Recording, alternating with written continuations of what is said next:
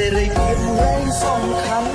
មានក្របពុនដូចនិមលព្រមគុំពេលបងយល់តែភាពកងក្តៅពីមានលេ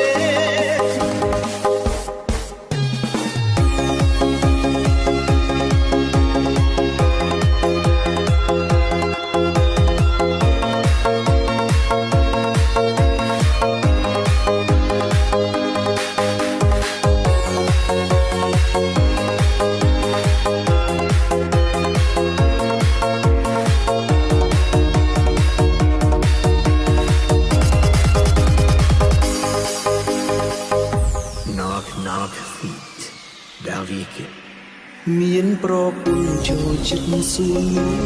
សំនួរដដែលសួរថាបើនាងលែងស្អាតហើយចាំស្នេហ៍ទៀតទេបើឆ្លើយនឹងស្រឡាញ់ក៏មិនជឿដែរបើឆ្លើយថាអត់នឹងមិនរឹងបាយទេ